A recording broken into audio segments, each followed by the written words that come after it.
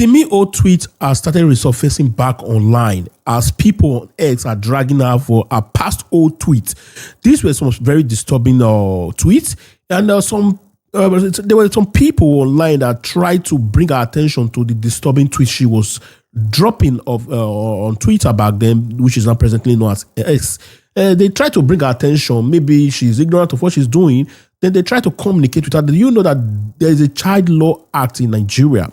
Unfortunately, she seems not to care. And Simi back then was like 24, 23 years old. And she was dropping all this tribal bigotry and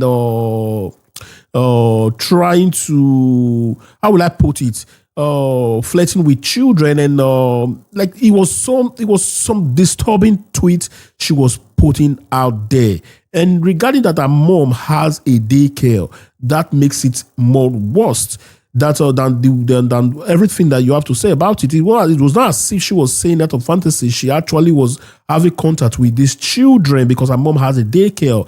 So Simi with her team, I will regard them as one of the best squad. They are one of the best collaboration that ever coexisted.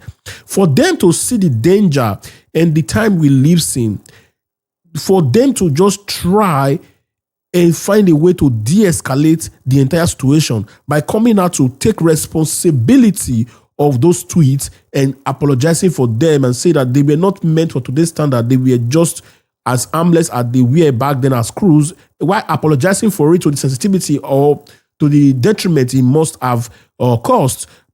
To me, Simi, as you know it, try to come out as a stubborn person in the entire conversation. And today, more tweets are coming out. A lot of people are now finding that Simi is a tribal, but she's a tribal baggart and not just a child fantasies or sexual fantasies, but she's also a tribal baggart. These things can be avoided from the very onset.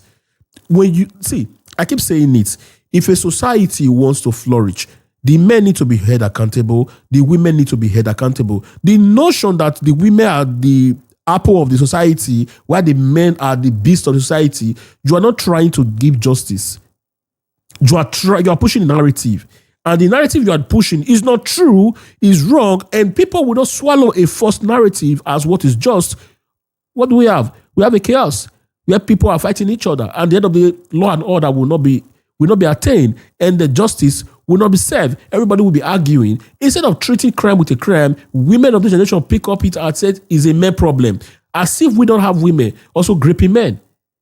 If you speak to some boys, you will see so many of them, so many women defied when they were young.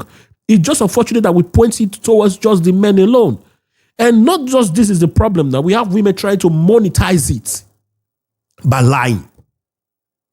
You know, this is the result of what we have built as a society.